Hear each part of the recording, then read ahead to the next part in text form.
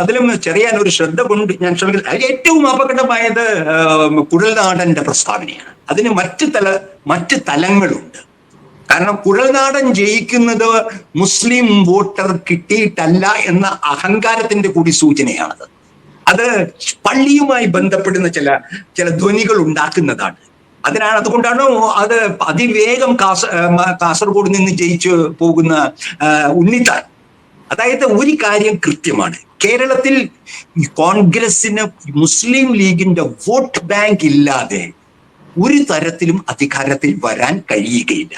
ഒരു കാര്യം കൂടി ഞാൻ മനസ്സിലാക്കിയത്, ഏറ്റവും നമ്മൾ പറയുന്ന പോലെ മോഡി ഇത് ഉപയോഗിക്കുമെന്ന് പറയുന്നത് പോലെ തന്നെ മുസ്ലിം ലീഗിന്റെ നേതൃത്വവും ഒരു ക്ഷമയുടെ നെല്ലിപ്പടി കാണുകയാണ്. കാരണം അവർ വർഗീയമായി ആക്രമിക്കപ്പെടുന്നു. ആരെല്ലാം RSS BJPയുടെ ആക്രമണം പോരാ, അതുകൂടാതെ ഇത്തരത്തിലുള്ള കുഴൽനാടൻ മറ്റുള്ള കോൺഗ്രസ്സുകാരുടെ ഈ KCയുടെയും രമേശ് ചെന്നിത്തലയുടെയും ആളുകൾ അവരുടെ രീതിയിലുള്ള വർഗീയ ചുവയുള്ള ആക്രമണങ്ങൾ വരുന്നു.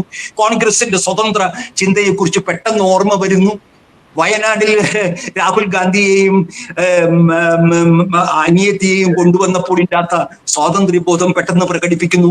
മൊത്തം RSS ഇന്ത്യയെ മുഴുവൻ മുസ്ലിം ഇസ്ലാമോഫോബിയയിൽ മുക്കിക്കൊല്ലുമ്പോൾ കോൺഗ്രസിന്റെ പക്ഷത്ത് നിന്ന് മുസ്ലിം ലീഗിന്റെ സ്ഥാനാർത്ഥിയാണ് സതീശൻ എന്ന് പറയുന്നത് RSSന് വളം വെച്ചു കൊടുക്കലാണ് കേരളത്തിൽ. ഇത് ഇവർക്ക് തിരിച്ചറിയാൻ കഴിയാത്തത് എന്താണെന്നാണ് എന്നെ അത്ഭുതപ്പെടുന്നത്. പ്രത്യേകിച്ച് എനിക്ക് തോന്നുന്നത് രാഹുൽ ഗാന്ധിയും പ്രിയങ്ക ഗാന്ധിയും ഓർക്കേണ്ട ഒരു സംഗതിയാണ്. കാരണം വെച്ചാൽ അവർ വരുന്നത് വയനാട്ടിൽ നിന്നാണ്. വയനാട്ടിൽ അവർ UDFന്റെ കാൻഡിഡേറ്റാണ്, കോൺഗ്രസിന്റെ നോമിനി ആയിരിക്കും, പക്ഷെ UDFന്റെ കാൻഡിഡേറ്റ് ആയിട്ടാണ് ജയിച്ചു വരുന്നത്. അപ്പോൾ കൂടെ നിൽക്കുന്ന നേതാക്കന്മാർ, ചെറിയ ചോട്ടാ നേതാക്കളാണെങ്കിലും വലിയ നേതാക്കന്മാരാണെങ്കിലും മുസ്ലിം ലീഗിനെ ഇങ്ങനെ പ്രതിസ്ഥാനത്ത് നിർത്തുന്നത് ഒരിക്കലും ഭൂഷണമല്ല. താങ്കൾ പറഞ്ഞ പോലെ അവരുടെ ക്ഷമയുടെ നെല്ലിപ്പല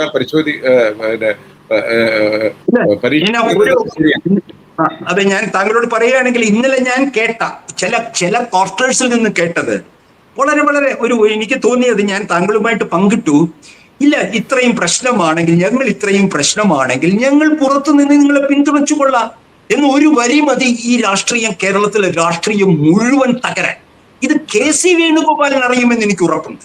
രാഹുൽ ഗാന്ധിയുടെ കൂടെ ദിവസവും രാത്രിയും പകലും നടക്കുന്ന KC വേണുഗോപാലിന് ഈ രാഹുൽ ഗാന്ധി എന്ന് ജയിലിൽ പോകുമെന്ന് നന്നായി അറിയുന്ന KC വേണുഗോപാലിന് കേരളത്തിലെ ഇസ്ലാമോഫോബിയയുടെ ഒരു അന്തരീക്ഷം സൃഷ്ടിക്കുന്നതിൽ നിന്ന് എന്ത് ലാഭമാണ് ഉണ്ടാക്കാൻ കഴിയുക? ഇത് വളരെ എനിക്ക് തോന്നുന്നു ദേശീയ രാഷ്ട്രീയം. അതെ സാർ, ഒന്ന് മനസ്സിലായി. അടുത്ത ദിവസം തന്നെ ശ്രീ കുഴൽനാടൻ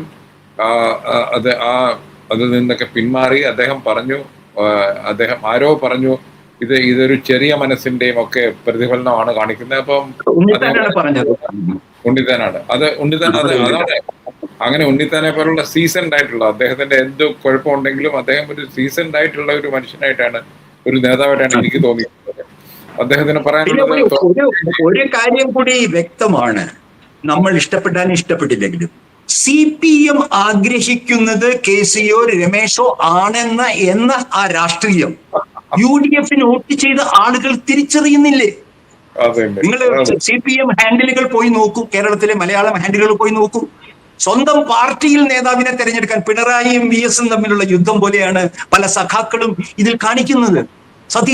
സതീശനെതിരായിട്ടുള്ള ഏറ്റവും പുതിയ ആക്രമണം ഇനി വളരെ രസമാണ്. അദ്ദേഹം ഏതോ ഹെലികോപ്റ്റർ അദാനിയാണ് സതീശന് പണം എന്ന് പറഞ്ഞു. ഇന്ന് വേറൊരു വിധത്തിൽ ഏതോ ഒരു ചാനൽ, അതായത് നമ്മുടെ അംബാനി നടത്തുന്ന CNN 18, ഞാനിപ്പോ അത് രാത്രി താങ്കളുടെ ഈ പരിപാടിക്ക് വരുന്നതിന് മുമ്പ് കേൾക്കുകയായിരുന്നു. CNN 18 പറയുന്നു സതീശന് കൂടുതൽ MLA-മാരുടെ പിന്തുണയുണ്ടെന്ന് പറഞ്ഞപ്പോൾ തന്നെ ഇടതുപക്ഷ ഹാൻഡിലുകൾ അദാനി കഴിഞ്ഞു, ഇപ്പോൾ അംബാനിയും സതീശന് കളത്തിൽ എന്നുകൊണ്ടൊരു സൈദ്ധാന്തിക. അവിടെ ഒരു ഇതുണ്ട്, ഇത് കേരളത്തിലെ മീഡിയയുടെ തന്നെ ഒരു പ്രശ്നമാണ്. ഞാൻ കേട്ടിടത്തോളം അദ്ദേഹം പ്രൈവറ്റ് ജെറ്റിലോ ഹെലികോപ്റ്ററിലോ വെളിയിലേക്ക് പോയത് രാഹുൽ ഗാന്ധി പറഞ്ഞിട്ട് എന്തോ ഒരു മിഷൻ ആയിരുന്നു. അത് രാഹുൽ ഗാന്ധി എന്നാണ് ഞാൻ കേട്ടത്. അല്ല, അത് ഞാനത് പറയാൻ ശ്രമിച്ചെങ്കിൽ നമ്മളുടെ ഈ ദുർബലമായ നമ്മളെ പോലെയുള്ളവരുടെ സംസാരമല്ലല്ലോ മുഖ്യധാരാ മാധ്യമങ്ങൾ കൊണ്ടുവിടുന്നത്. അവർക്ക് അപക്വമായ പാതിവെന്ത വിവരങ്ങൾ വെച്ച് ആദ്യം മുന്നോട്ട് വിട്ടത്. നമുക്ക് അതിന്റെ ആവശ്യമില്ല. നമുക്കറിയാം രാഹുൽ ഗാന്ധിയുടെ യാത്രയുടെ ഉദ്ദേശം ഒരു പൊളിറ്റിക്കൽ മിഷൻ ആയിരുന്നു. അത് അദാനിയുടെ പൈസയല്ല ഹെലികോപ്റ്ററിന് കൊടുത്തത്. ഇപ്പോൾ CNN18 എന്ന് പറയുന്ന ചാനലിലെ ഒരു പൈങ്കിളി ആങ്കർ കേരള രാഷ്ട്രീയത്തെ കുറിച്ച് ഒരു ധാരണയും ഇല്ലാത്ത ആരും വടക്കൻ. അപ്പൊ ഇന്ന് കേട്ടത് രസമല്ല. ഈ വടക്കൻ എന്ന് പറയുന്ന BJPയുടെ പ്രതിനിധി പറയുകയാണ് രമേശ് ചെന്നിത്തലയ്ക്കാണ് എന്തുകൊണ്ടും യോഗ്യത എന്ന ഒരു RSS BJPയുടെ പ്രതിനിധി ഒരു ദേശീയ ചാനലിൽ വന്ന് നാണമില്ലാതെ പറയുകയാണ് അദ്ദേഹത്തിന്റെ അനുഭവത്തെ കുറിച്ച് നോക്കി. അപ്പൊ ഇതെന്താണ് കാണിക്കുന്നത്? ആരാണ് BJPയുടെയും അംബാനിയുടെയും കളി കേരളത്തിൽ കളിക്കുന്നത്? പണത്തിന്റെ കാര്യത്തിലാണെങ്കിൽ ഞാൻ ഇഷ്ടപ്പെട്ടാലും ഇഷ്ടപ്പെട്ടില്ലെങ്കിലും വിരൽ ചൂണ്ടുന്നത് KC-യിലേക്കാണ്. പണം സ്വന്തമായി ഇറക്കാൻ കഴിവുള്ള ഈ 3 പേരിൽ ഏറ്റവും അതിന് ഇന്നത്തെ സാഹചര്യത്തിൽ അത് KC വേണുഗോപാലിനാണ്. അതുകൊണ്ട് ഈ സൂചി എപ്പോഴാണ് KC-യിലേക്ക് തിരിയുക എന്ന് നമുക്ക് പറയാൻ കഴിയുകയില്ല. കാരണം സതീശന്റെ റിസോഴ്സസും നമുക്ക് ഏകദേശം മനസ്സിലാവും, രമേശിന്റെ അറിയാം. അപ്പോ അതും അപകടകരമായ കളിയാണ്. ഈ CPM ഹാൻഡിലുകളെയും മറ്റും ഉപയോഗിച്ചുകൊണ്ട് നടക്കുന്ന ഈ കുത്തക മുതലാളി വിരുദ്ധത, അത് CPM-ന്റെ പരാജയത്തിന്റെ ഒരു കാരണമായി തന്നെ പറഞ്ഞു വരികയായിരുന്നു. ഇത് അവരെ തോൽപ്പിച്ചത് ആസ്പത്രികൾ ഏറ്റെടുക്കാൻ നടക്കുന്ന മൾട്ടിനാഷണലുകളായിരുന്നു ഈ തെരഞ്ഞെടുപ്പിന്റെ പിന്നിൽ എന്നാണ് പറഞ്ഞു വന്നിരുന്നത്. അതിന്റെ കൂടെ ഒരു മേമ്പൊടി പോലെ ഇപ്പോ സതീശൻ മുഴുവൻ അദാനി അംബാനിയുടെ പിൻബലത്തിൽ ജയിക്കുന്നു എന്ന് പറയുമ്പോൾ ഇത് KC-ക്കും മനസ്സിലാവേണ്ടതാണ്, രാഹുൽ ഗാന്ധിക്കും. എനിക്കറിഞ്ഞുകൂടാ, ദേശീയ രാഷ്ട്രീയത്തിൽ താങ്കൾക്ക് ഉള്ള സാമീപ്യം എനിക്കില്ല. ഈ തലമുറയിലെ നേതാക്കളെ എനിക്കറിയില്ല. എനിക്ക് രാഹുൽ ഗാന്ധിയെയും പ്രിയങ്കയെയും ഒന്നും അറിയില്ലല്ലോ. അവിടെ എന്താണ് അവരുടെ അടുക്കളകളിൽ നടക്കുന്ന രാഷ്ട്രീയമൊന്നും എനിക്ക് തീരെ അറിയില്ല. ഞാൻ കേരളത്തിലായതുകൊണ്ട് എനിക്കുള്ള പഴയ ബന്ധങ്ങളും ഒക്കെയാണ്. അല്ലാതെ എനിക്ക് അറിയാനൊരു വഴിയില്ല എങ്ങനെയാണ് ദേശീയ രാഷ്ട്രീയം. ഒരു കാര്യം ഞാൻ ചോദിക്കാം, ഒരു കാര്യം കൂടി ഓർമ്മിപ്പിക്കട്ടെ. ഈ തൊട്ടടുത്ത് തമിഴ്നാടിൽ 6% മാത്രമുള്ള ഒരു ക്രിസ്ത്യൻ സമുദായത്തിൽപ്പെട്ട ജോസഫ് വിജയിയാണ് ഇന്ന് രാഹുൽ പോയി അധികാരത്തിലേറ്റിയത്, അല്ലെ? നിങ്ങൾ എന്നിട്ട് മുസ്ലിം ലീഗിന്റെ പ്രതിക്കൂട്ടിൽ നിർത്തി ഇവിടെ ആഘോഷിക്കുകയാണ്.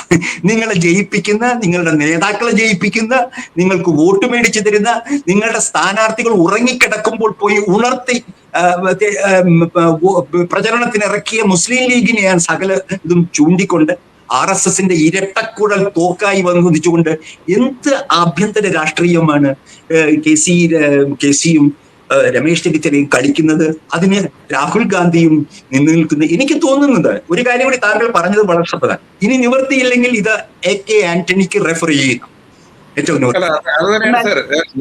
പക്ഷെ അത് ചെറിയാൻ അതിനൊരു പ്രശ്നമുണ്ട്. ചെറിയാൻ ഇപ്പോൾ ആന്റണി പറഞ്ഞത് കേൾക്കുമോ? പഴയ ആന്റണി അല്ല, അവർക്ക് വേറെ എന്തൊക്കെയാണെങ്കിലും ഇപ്പൊ 2 പേരാണ് ഇനിയും അഭിപ്രായം പറയാനുള്ളത്. ഇതില് സോണിയാഗാന്ധിയും AK ആന്റണിയും. ഈ 2 പേരുടെ അഭിപ്രായമാണ് ബാക്കിയുള്ളവർ അനുസരിക്കാൻ പോകുന്നത് എന്നാണ് എന്റെ നിരീക്ഷണം. ശരിയാണ്, താങ്കൾ പറയുന്നത് ശരിയാണ്. താങ്കൾ പറയുന്നത് 100% ശരിയാണ്. അല്ല, ഞാൻ ഒരു കാര്യം അതിനോട് യോജിച്ചുകൊണ്ടൊരു കാര്യം പറയട്ടെ. താങ്കൾ പറഞ്ഞത് ശരിയാണ്. സോണിയാഗാന്ധിയും AK ആന്റണിയുമാണ് final court of appeal or arbitration or adjudication.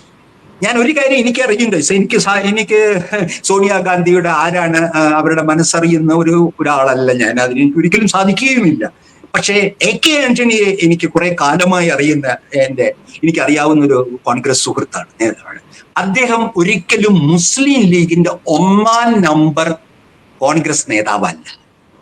AK Antony മുസ്ലിം ലീഗിന്റെ ഒരു സെൻസിറ്റിവിറ്റി മനസ്സിലാക്കിക്കൊണ്ട് സതീശനെ പിന്തുണയ്ക്കുമെന്ന് എന്റെ അനുഭവം. ആന്റണിയുടെ രാഷ്ട്രീയ സാർ, ഞാൻ അങ്ങനെയാണല്ലോ കാണുന്നത് സാർ. AK ആന്റണിയെ സംബന്ധിച്ചോളം ഇപ്പൊ അദ്ദേഹത്തിന് വേറെ പേഴ്സണൽ സ്റ്റേക്ക് ഒന്നുമില്ല. അദ്ദേഹം കാണുന്നത് അദ്ദേഹം കാണുന്നത് കോൺഗ്രസിനെ പുതിയ ഭാവിയിലേക്ക് കൊണ്ടുപോകാൻ പ്രാപ്തനാണ്, ആരാണ് ജനങ്ങൾ ഇത് എന്നൊക്കെ ആയിരിക്കണം എന്നാണ് എൻ്റെ ഒരു റീഡിങ്. അല്ല, ആയിരിക്കാം, എനിക്കറിയില്ല. ഞാൻ അവിടെ നമുക്കിതിനെ പറ്റിയൊന്നും മനസ്സറിയാനുള്ള മനഃശാസ്ത്രമൊന്നുമില്ലല്ലോ. എ കെ ആന്റണി ഇപ്പൊ ആരുടെ ആയിരിക്കും. പക്ഷേ അദ്ദേഹത്തിന്റെ രാഷ്ട്രീയ രണ്ടുമൂന്ന് ചരിത്രത്തിൽ പേരോട് സംസാരിച്ചു. അതിൽ അതിൽ എനിക്ക് തോന്നിയത് ഈ ഒരു ഇതാണ് കോൺഗ്രസിന്റെ ഇല്ല, അതിന് ഭാവി അവരുടെ കയ്യിൽ അല്ല, അത് വ്യക്തമാണ്. ഞാൻ ഒരു കാര്യം ചെറിയാനോട് ചോദിച്ചുകൊള്ളട്ടെ. താങ്കൾ എനിക്കൊരു മറുപടി തരും. ഈ 2.5 വർഷം എന്നുള്ളതിൽ എന്താണ് ഇത്ര വലിയ അസ്പർശ്യത? ആ ഫോർമുല മുന്നോട്ട് വയ്ക്കാൻ കർണാടകയിൽ കഴിഞ്ഞെങ്കിൽ കേരളത്തിൽ ഈ നിന്ന് നാറുന്നതിലും ഭേദമല്ലേ 2.5 കൊല്ലം എന്ന് തീരുമാനിക്കുന്നത്? സർ, അത് ഞാൻ ആ സ്പെക്കുലേഷനിലേക്ക് പോകുന്നില്ല. സ്പെക്കുലേഷനിലാണല്ലോ, നമ്മൾ സ്പെക്കുലേഷനിലാണല്ലോ. ഈ പ്രോഗ്രാം തന്നെ നമ്മൾ സ്പെക്കുലേറ്റ് ചെയ്തുകൊണ്ടിരിക്കുകയാണ്. ഇതിന് മാത്രം സ്പെക്കുലേഷൻ ഒഴിവാക്കേണ്ടതില്ല.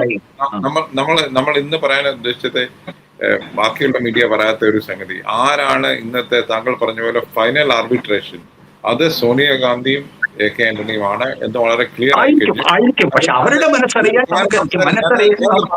അതിന് കാരണം കെ സി വേണുഗോപാൽ എന്ന പ്രത്യാശിയാണ്. സി വേണുഗോപാൽ രാഹുൽ ഗാന്ധിയുമായി ഖർഗെയുമായി ദിവസേന അടുത്ത് പെരുമാറി വർക്ക് ചെയ്യുന്ന ഒരാളാണ്. അതുകൊണ്ട് തന്നെ അവർക്ക് അദ്ദേഹത്തെ പറ്റി, അദ്ദേഹം ഉൾപ്പെടുന്ന ഒരു പേരിൽ ഡിസൈഡ് ചെയ്യാൻ പ്രശ്നമുണ്ടാകും. അതുകൊണ്ട് തന്നെയാണ് എനിക്ക് തോന്നുന്നത് അവർ സോണിയാഗാന്ധിക്കും എ കെ ആന്റണിക്കും റെഫർ ചെയ്തിരിക്കുന്നത്. കാര്യം വെച്ചാൽ അവർക്കറിയാം ഈ 2 പേര് കെ സി വേണുഗോപാലും മാനിക്കുന്ന ആൾക്കാരാണ്.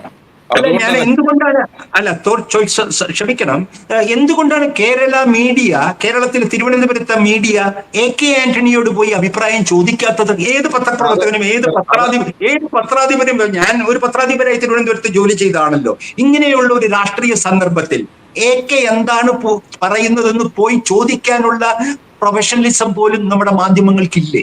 ഈ മൈക്കുമായി ലോകം മുഴുവൻ. അതിന് കാരണം ഒന്നാണ്, അത് എ കെ ആന്റണി ഒന്നിനും കൊള്ളാത്തവനാന്നുള്ള ഒരു ഇമേജ് കേരളത്തിൽ ഉണ്ടാക്കിയെടുത്തിട്ടുണ്ട്. അതൊന്നുമല്ല, എ കെ ആന്റണിയുടെ അത്രയും രാഷ്ട്രീയ ബിരുദൻ കേരളത്തിലില്ല. എനിക്ക് അറിയുന്നതാണ്. രാഷ്ട്രീയ വിരുദ്ധൻ എന്നുള്ള വാക്കാണ് ഞാൻ പറയുന്നത്. അതൊക്കെ ചരിത്രം അറിയുന്നവർക്കറിയാം. അത് ശരി, ആന്റണിയുടെ നിർണായകമായ ഒരു തീരുമാനത്തിന് വിടുകയാണെങ്കിൽ എന്തായിരിക്കും അദ്ദേഹം പറയുക എന്നുള്ളതിനെ സംബന്ധിച്ച് എന്റെ ഒരു ഊഹം, അത് രമേശ് ചെന്നിത്തലയ്ക്ക് അനുകൂലമായിരിക്കും അദ്ദേഹം പറയുക എന്നാണ് എനിക്ക് തോന്നുന്നത്. അദ്ദേഹത്തിന്റെ ഞാൻ ലാസ്റ്റ് സംസാരിച്ചപ്പോൾ അദ്ദേഹത്തിന്റെ ചിന്ത മുഴുവൻ കോൺഗ്രസിന്റെ ഭാവി ആരെ നയിക്കണം എന്നുള്ളതാണ്. ഭാവിയെ പറ്റിയാണ്, ഇപ്പൊ പാസ്റ്റിനെ കുറിച്ചല്ല. അപ്പൊ അന്ന് താങ്കൾ പറഞ്ഞ പോലെ ജെൻ സിയുടെ ഒരു ഇഷ്യൂ വരുന്നുണ്ട്. അത് നമ്മൾ എങ്ങനെ പ്രതിഫലിക്കും അവസാനം എന്ന് കാരണം